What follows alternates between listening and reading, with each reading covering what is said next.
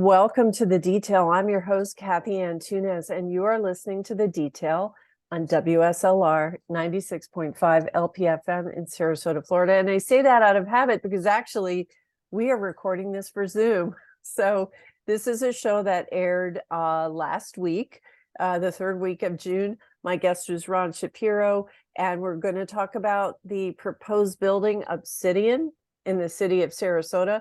But unfortunately, it didn't record, so we're recording again so this can be shared. So Ron Shapiro, thanks so much for joining me.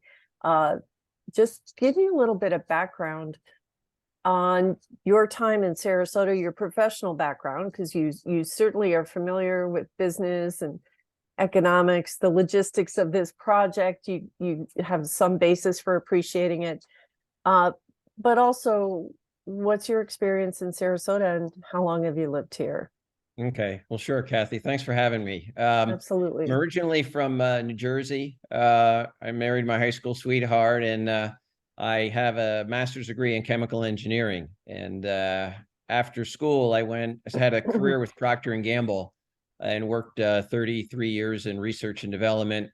And most of that, I guess, was a little over half in Cincinnati, but spent quite a bit of years overseas, had 7 years living and working in Mexico and 8 years in Japan.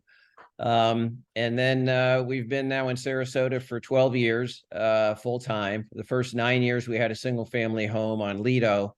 And the last 3 years, we've been living downtown. And actually, the first time we came to the Sarasota area was back in 1979, when our son was 9 months old on vacation.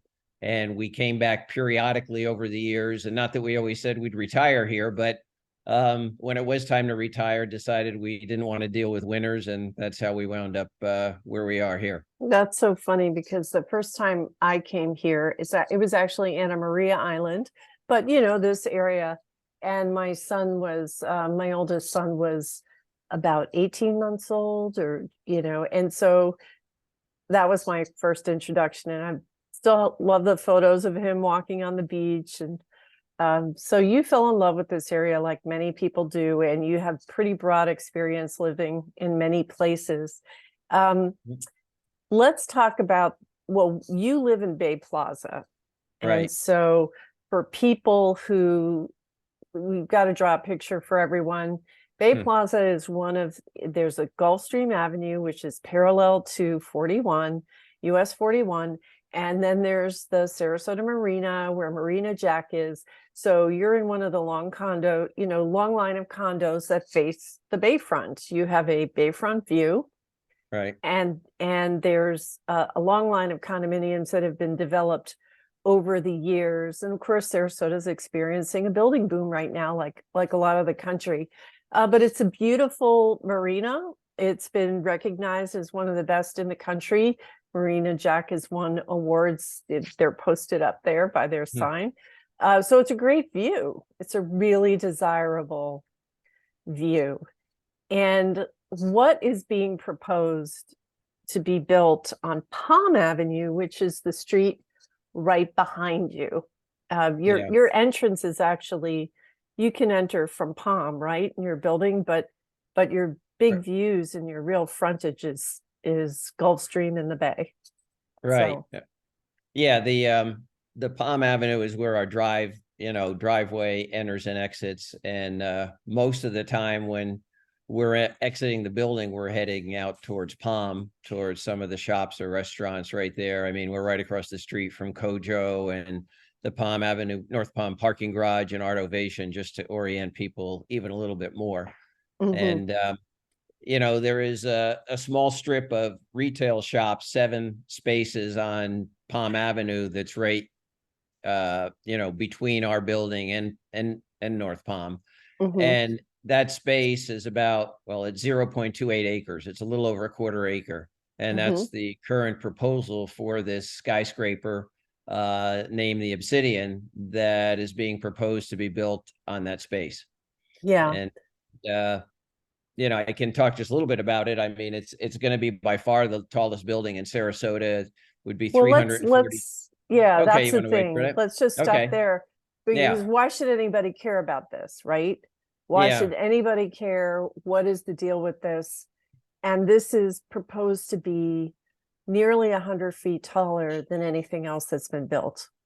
Is that, right. that's about Yeah, accurate, right? yeah. Yeah. So, I should have answered that question for the listener. Like, why should anyone in Sarasota care about this? Why, how does this impact me? And it's really the aesthetic of the community. And we're also going to get to an economic impact when it comes to the retail. So yeah, 342 feet. How does that sit with what's out there on the rest of the community? Yeah, it's the sheer size and scope of this planned building and the specific location that has a lot of us who are so close to it concerned, but I think other people in the greater Sarasota community also concerned because of the precedent that this could set and the realization that if this could be built, this kind of building could be built in this kind of location, anything could be built just about anywhere. Yeah. And it's really for comparison, Bay Plaza is 165 feet, so this is more than twice the height of Bay Plaza, and just way out of scale with anything else in this area, which is called the Arts District. I mean, we're only less than half a block from the Florida Studio Theater, Mm-hmm. and so it's a community which is right now has been designed and as of now is very walkable, with restaurants and shops and the theater nearby. A lot of people will park in this area to walk up to the farmers market on Saturday. And Mm-hmm. so it's really, it's just the sheer, I mean, there's a number of issues, including the fact that if this building is built, the 7 retail shops that are currently there will be reduced to 1. There's a city zoning code that requires that retail be on 100% of the frontage for buildings on the street. And so it would go from 100% retail of 7 shops under the proposal down to about 1/3 of that with 1 retail space. And Yeah. so it'd be a dramatic loss in retail for for this community. And I think to create a totally different feeling and mood, in terms of less walkable, less pedestrian friendly than what we have right now. Yeah. I think the retail piece, and which is really the economic piece for the whole community, is super important. It's not getting the attention that it deserves. Certainly the height is something that's really easy to understand and be concerned about. So I just want to share a photograph to give people a sense of your building is Bay Plaza, which is, the tall building. It's kind of an L-shaped building you can see right there. And then you can see in this photograph, there are the 7 retail shops that are small, basically mom and pop type shops. Right. And they don't have chain businesses, they have local business. But focusing on the height, what you're saying, so the building you can see right in front of you is Bay Plaza. And Bay Plaza was built, what, 30 years ago, maybe? Almost 40. It was 82, Okay. I think it was. So a little over 40. And it's 165 feet. Yeah. The building to the left, which also faces the bay, and these buildings are coveted because of the water, right? The waterfront view. That Right. is a big reason why they're expensive buildings. So the one on the left is the Jewel, and Right. the Jewel is 225 feet. Is that right? Yeah, around that. Yes.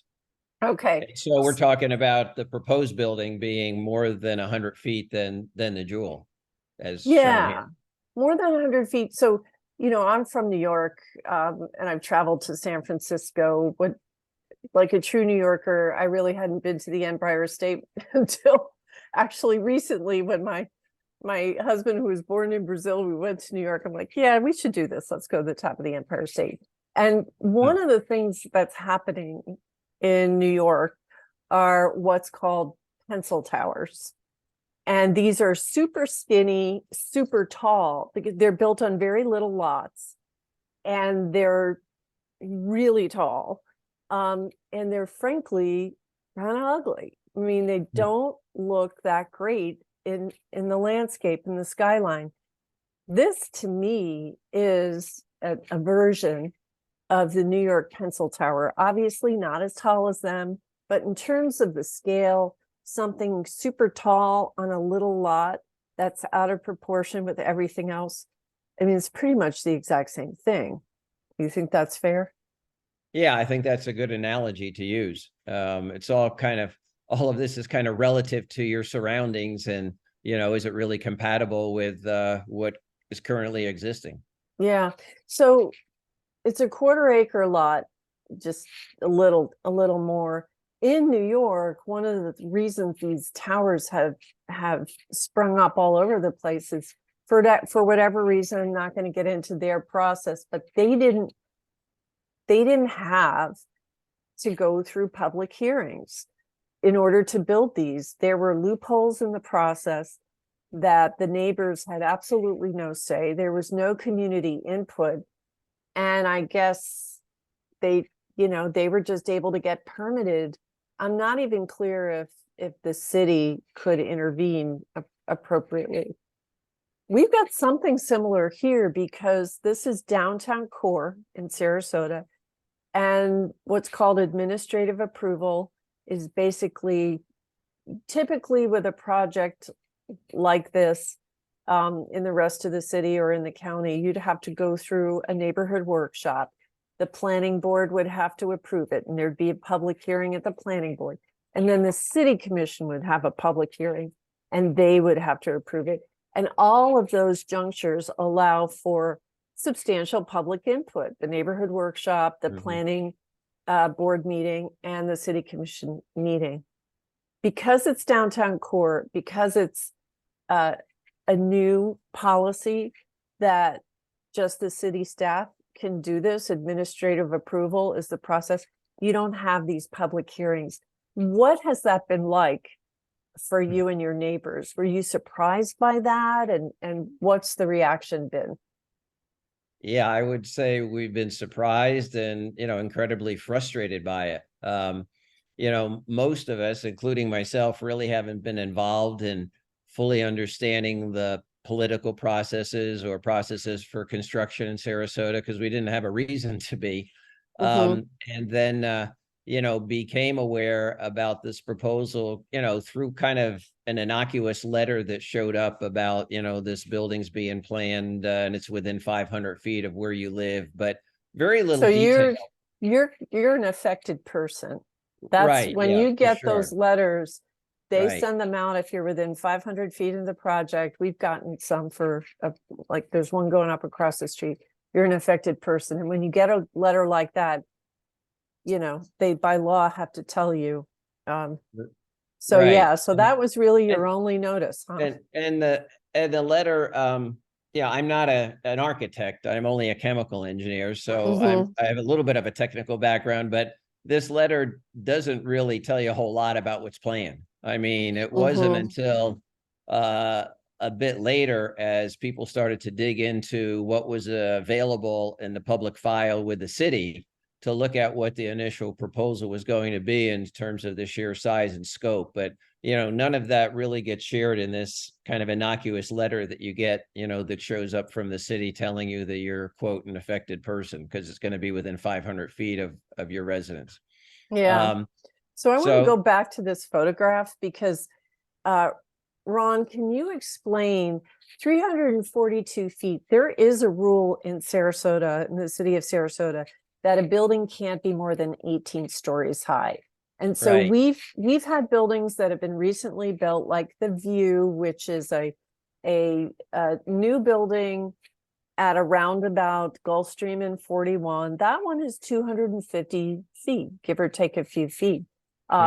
18 stories is supposed to be the limit, which translates to 252 feet. How in the world can there be a rule limiting to 18 stories and somebody propose a building that is 90 feet more than the limit? Yeah. Well, there's two ways. The primary one is the use of what's called interstitial space. And I didn't know even what this was until getting involved in understanding this proposal and this project. But basically, interstitial space is the space between the ceiling of say, your first story and the floor of your second story. So it's the space between floors. And if you look up at what interstitial space really is and should be used for, it's typically used in laboratories or hospital buildings for storage of mechanical apparatus and utilities. I mean, typically when you have laboratories and hospitals, you have some extra needs for specific, gases and liquids and things like that. And so that's where interstitial space is typically used. It typically isn't used much at all in a residential building because to build a building higher than you need it to be costs more money. So why would anybody do that?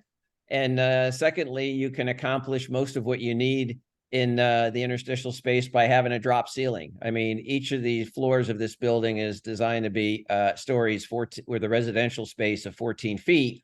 So you put in a drop ceiling of a foot, nobody's going to even notice that it's there. And you can accommodate, the utilities of what you need without the need for really interstitial space at all. So we believe that the use of interstitial space is being pretty blatantly abused for this building. And, relative to industry standards, if you look at what interstitial space is defined as and what it's used for, but like organizations like the AIA, the American Institution of Architects, it talks about interstitial space in the way I've described it. And there's a couple of other industry organizations and associations that talk about interstitial space in the same way that I have. So there's like 70 feet of interstitial space that's being used to get to this kind of what we think is crazy height. Yeah, it's I think it's pretty jaw-dropping because the notion, well, let's talk about the motivation, okay? Yeah. So why would a developer want to add, I'm going to call them, my opinion, bogus amounts of interstitial space between floors up to 7 feet? So you're adding all this fluff, fluff space in between floors. Why would they want to do that? Well, it's all about the money. I mean, But where's the money? Yeah, it's not this building. It's the in the proposed water. building is not a waterfront property, Yeah. but the use of the interstitial space is to get as many of the residences with a water view to allow a premium price to be charged. We can talk about the first few floors in a minute, but the first few floors are parking, and then there's an amenity floor. And so there's going to be one residence per floor of about 5,000 square feet. And the first 5 floors will not have a water view. So they're only going to sell for about $5 million. But then the top 9 floors, which would have a water view, are going to be premium priced of $10 to $15 million. So it really comes down to having units with a water view that then command the kind of premium price that we're talking about. And I even heard the penthouse may be going, which is obviously the very top floor, maybe as much as 20 million. So having the water view commands premium pricing, and that's really what the driver is. And if you read any research, Google anything about interstitial space, there isn't anything about how it's ever been used for allowing more money for real estate, development and transactions. Yeah. So if you consider that if the city holds to 250 feet, which they really should do, like 18 stories has to mean something, and they're trying to get through this loophole claiming, oh, well, interstitial space isn't defined, so we get to do whatever we want. And so they want to pull it up to 342 feet. I think, they need to go that high, because even at 250 feet, honestly, what a lot of that view is going to be, so this is the block behind the waterfront block, right? A lot of that view is going to be your roof. And that's not a great view, Right. I mean, right. Who wants to pay? And the penthouse is supposedly they want to ask $15 million for the penthouse. Well, if I'm coughing up that kind of money, I don't want to look at a roof. I mean, want, it's the full waterfront view without anything in between that's truly valuable. And they're trying to create that by completely making a joke of any standards, any height standards. Right. So that's really what it is. And even, why would they feel they have to go that high? I think it's the reason I said, because if Sure. you're at 165 feet, the unit that's just above 165 feet really isn't going to have a nice view. It's going to be looking at your roof. Right. Even the next one. You have to get up 5 or 6 floors before the water becomes, the main thing. Right. And I just don't see anybody paying premium money, like waterfront view money, for a condo that's looking over a roof.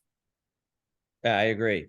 And Yeah. the other thing that's helping to drive this height that we haven't talked about as much, but the building plan actually has 6 floors of parking, but it's only being counted as 3. If you really I look didn't at know that. if you really look at the detailed drawings of what's planned, because it's such a small footprint, and the plan is to have 42 parking spaces for the 14 units. I think like 2 per unit and 1 guest space per unit. But and there's 6 floors of parking, and there's 7 parking spaces per floor. So if you look at the detailed drawings, they're kind of like the first parking level as 1, the next one as 1A, and then 2 and 2A, and 3 and 3A. But they're real, and each parking level is on the order of about 8 to 10 feet. So I mean, they're getting some additional height from this parking, and that's another thing we had brought to the city's attention earlier on, and never got a full understanding as to why that only is being counted, the parking only for 3 instead of 6 floors, but something, we're following up on to get better clarity and understanding, because again, the limitation is in stories and not in feet. So to be able to kind of hide 3 stories of parking allows that much more space to be used for the waterfront residential units of the condos at the top of the building. Yeah. So Ron, recently there was a meeting of, the acronym is DRC. It stands for Design Review Committee. This was like 2 weeks ago. And the Design Review Committee, when it comes to this administrative approval process, the Design Review Committee is pretty much the only public meeting. Isn't that right? That residents can. Well, I would say it's semi-public, and that the public can attend, but the public isn't allowed to say anything. So Yeah. depending on how you look at it, and depending on which side of the fence you live on, and having attended a few of those meetings, it's almost adds to the punishment of not being allowed to participate in the process by being allowed to attend and then just sit and listen to discussion between the developer and the city. Because oftentimes some of the more difficult issues really don't get discussed, or they may get discussed briefly, but not really resolved at the public meeting. They tend to be identified, because the city, I to give them some real credit in this process, that the folks working on this project have identified some concerns and issues that show that this proposal is outside the zoning code and regulations for building in the city. But then and so you go to the meeting hoping you're going to hear the tough discussion and resolution of that one way or another. And typically it kind of gets deferred to, well, we'll have to follow up on that separately and privately. So those wind up being meetings then between the developer and the city that the public's not privy to. And we're then dependent on really the summaries of those meetings showing up in public records to find out what happened. And, we do have the opportunity to obviously communicate by email with the city officials to provide our point of view and concern. And we've been doing that to the best of our ability. And I have to say, on most of the critical issues, the city's been quite responsive to our input. But still, it's not the same thing as being there and being able to have a discussion and, verbally express your point of view. No, not at all. Not And even close. yeah, not at all. And it's It's interesting too, because at that design review committee meeting, can you tell us a bit about who was there? But the fact is, a lot of them didn't have much to say, which I found really odd. There was a lot of no comments. Yeah, I don't remember all of the departments that are represented in the DRC. I mean, I think there's probably 10 to 12 people, and one has responsibility for as an arborist, another one from the fire concern, another one engineering, and so on and so forth.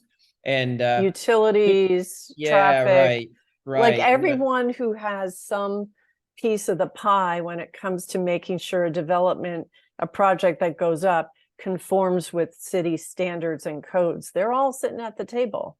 Right, right. And then they will, when their turn comes for their respective areas, will either identify areas of concern, or if not, then it's like, no, they pass and everything's fine. And in the majority of departments, people, they seem fine with this proposal that we're talking about for the 1260. And Yeah. so it came down to, at the last meeting, which is the fourth meeting, by the way. So I think it's pretty unusual for any given project to have so many rounds of opportunity to kind of get approval from the DRC. So this was their fourth submittal.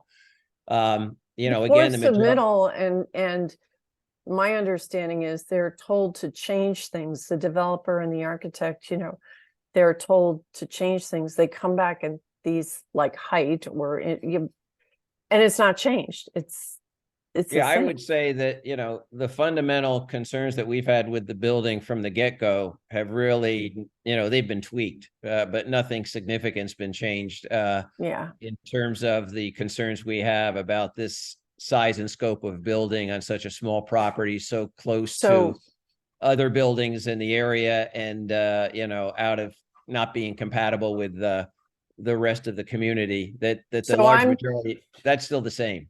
Yeah, so I'm sharing a photo and it just gives another viewpoint. This is from the water. And again, your building, the tallest building there is called the Jewel. That's 225 feet. Is that, no. Yeah. Actually, I'm looking at the other end of the waterfront. Looks like this is from Golden Gate, maybe.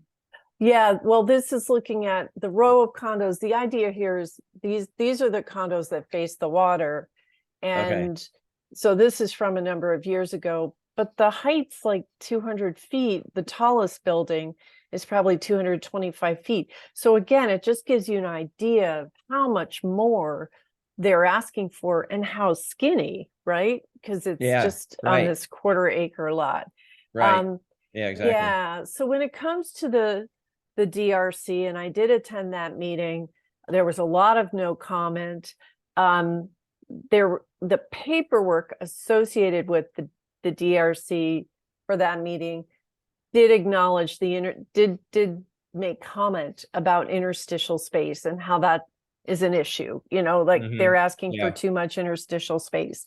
But after this, they pretty much say that this was going to be the last DRC meeting, and then it kind of goes underground. I think it was that the DRC was having partial approval to the building proposal, and only the affected departments, of which I think there were maybe 2 or 3 at the most, where they hadn't fully signed off on the proposal, would then follow up on an individual basis in meetings with the developer to work through those remaining issues. So even the little bit of exposure, let's say, in terms of the public had by attending these meetings, has now gone to virtually. Now it's kind of going underground.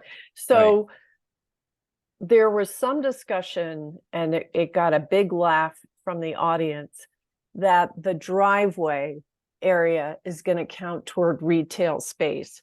So before we get into that, I just want to bring up a little bit better photo of, let me pick a different one,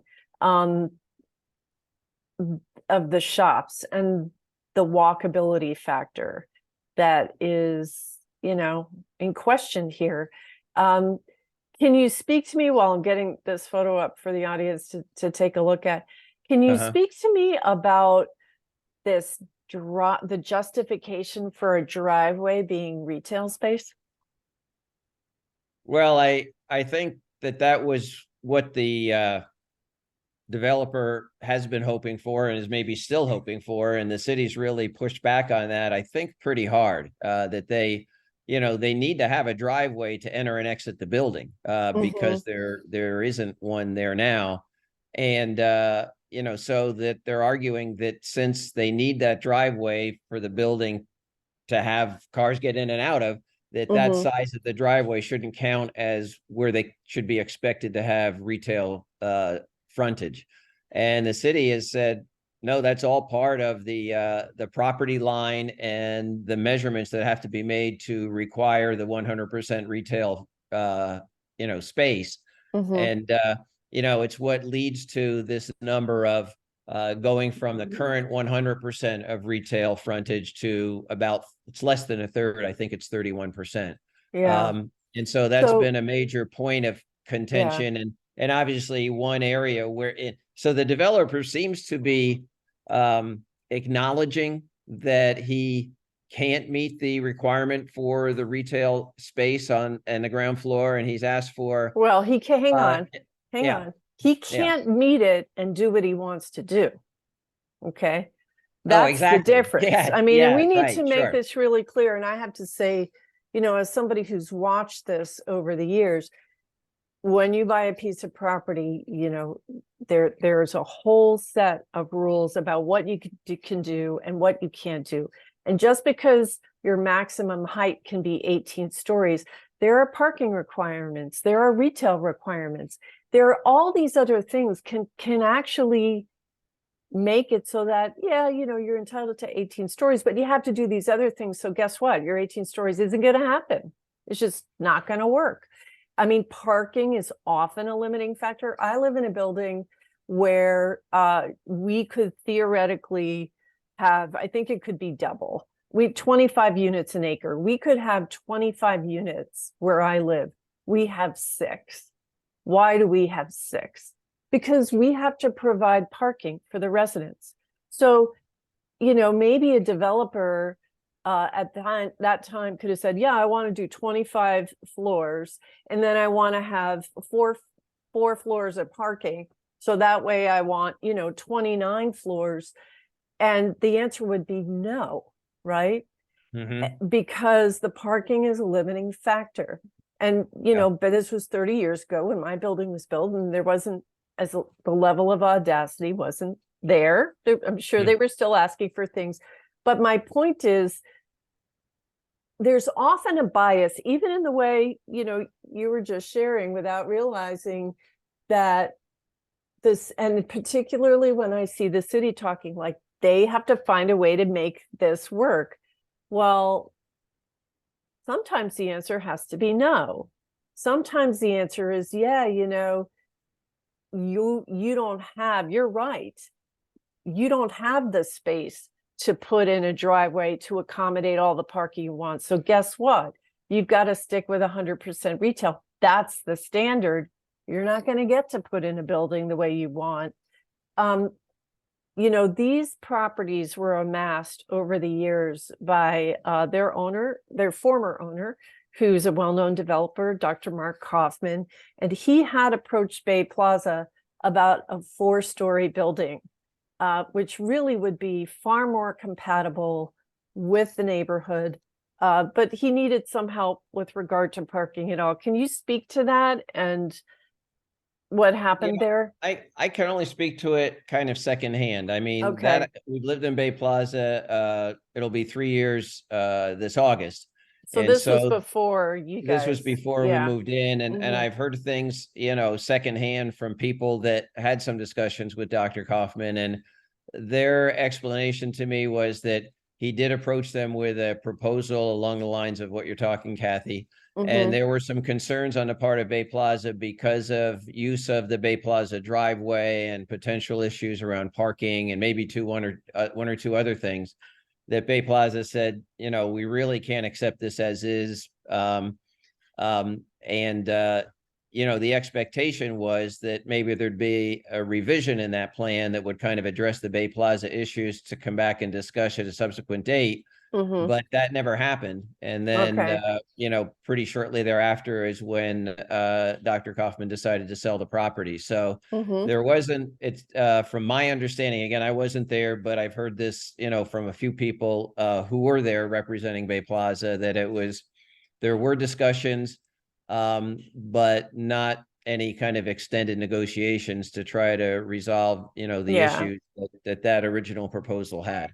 Okay. And this is something developers will do is buy one lot, be patient, buy another lot. So these lots, these properties have been aggregated. These 7 different properties are now joined as one because they had one owner who combined them all, which you can do. And so that's been the big game changer. And the only Speak other to point, me. I'm sorry, there's one That's other, okay. oh, go ahead, It's please. I'd like you to tell me about the retail factor. Let's spend a little time talking about that, because this is a piece that a lot of people really aren't focused on.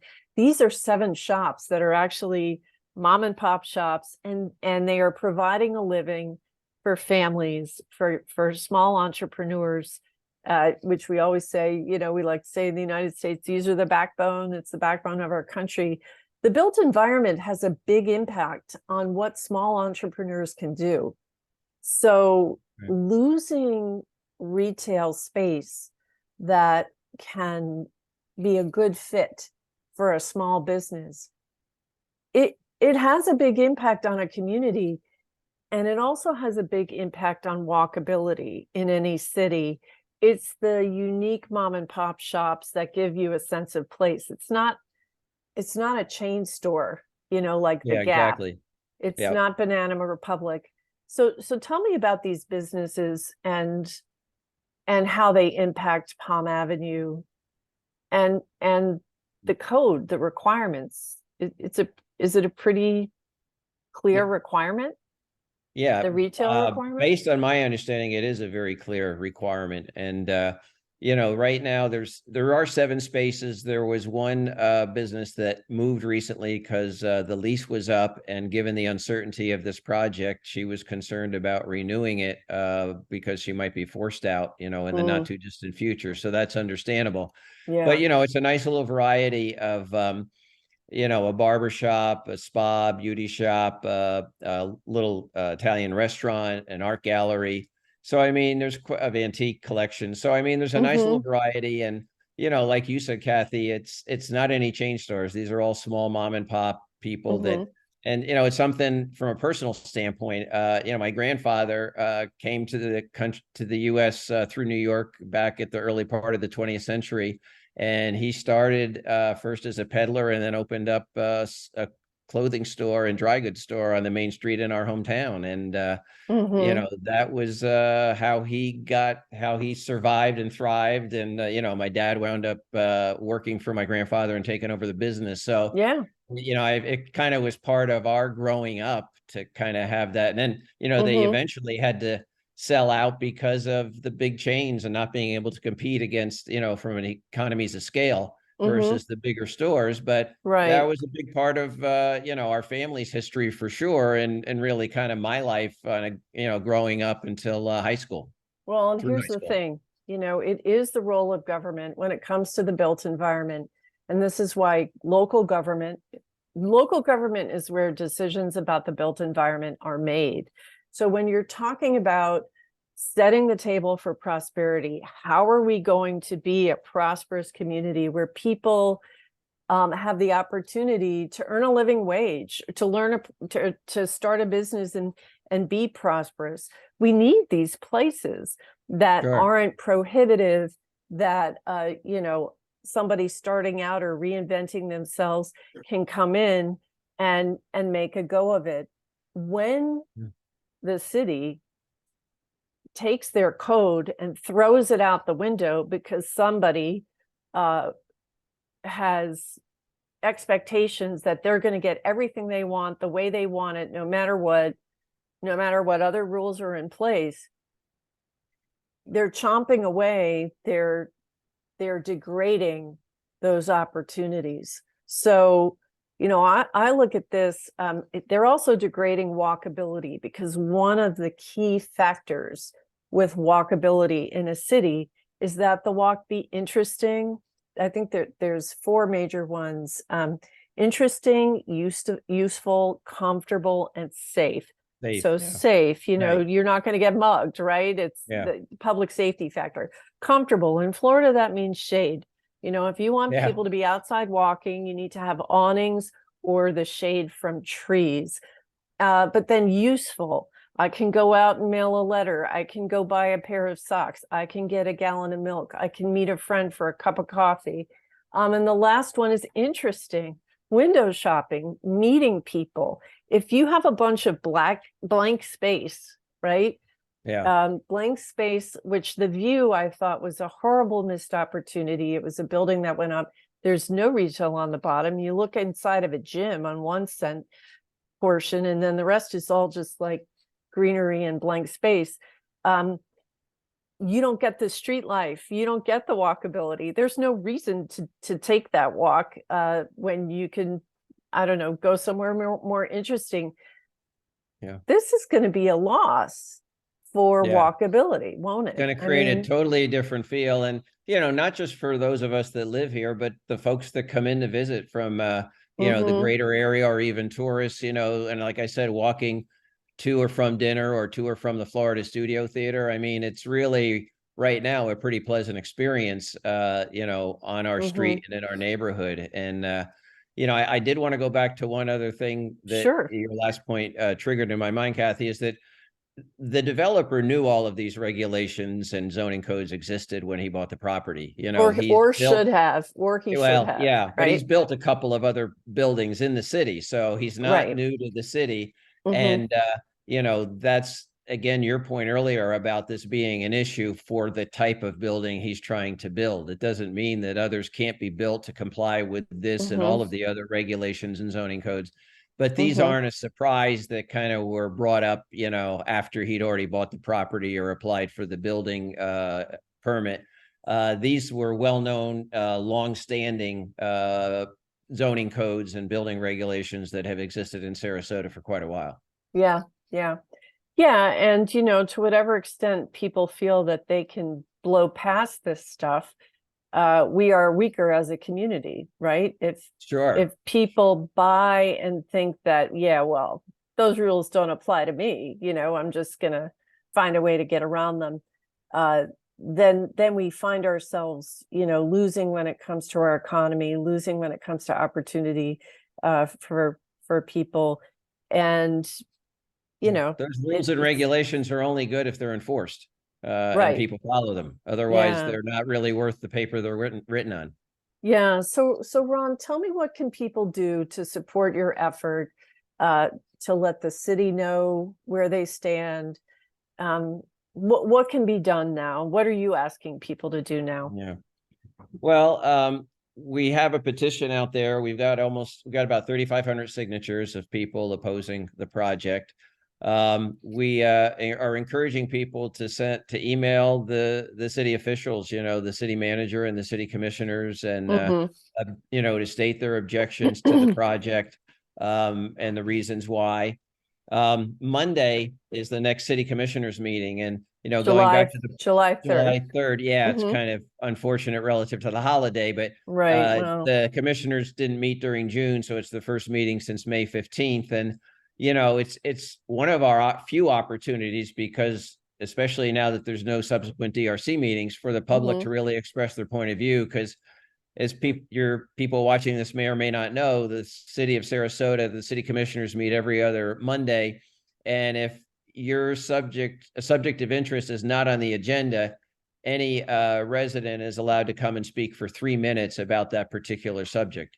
And so at the May 1st and 15th meeting, we had a few folks go and talk to the commissioners and the city manager and the other people at the city that attend this meeting, to express our dissatisfaction with the proposal for 1260 North Palm. And, you know, it's our one outlet as the public to go and speak. And, Mhm. you know, we typically appreciate having supporters in the audience who believe that, you know, we're on the right side and objecting and, you know, requesting the city to deny this proposal. And so if anybody isn't too busy on July 3rd at 9 o'clock to come to the next commissioners meeting and wearing a red shirt and Mhm. showing your support for our cause. All right. Well, Ron Shapiro, thank you so much. Do you guys have a website or anything like No, that? No? no, we Okay. don't. Okay. All right. Well, I appreciate you joining me. Everybody, you heard there will be people giving public input on July 3rd. And, you know, we'll do our best to keep you updated on the status of the project. Ron, thank you so And much for joining And me. our theme is no exceptions for the Obsidian. That's kind of what we're Okay. saying, and trying to encourage the city, which has raised these issues, to enforce them so that you know, the right thing is done for the community and that sanity can prevail. Yes. Yeah. Well, thank you so much, Ron, for joining me. Everybody, thanks for watching. Have Okay, a thanks, great Kathy. day. Yep. Bye. Bye.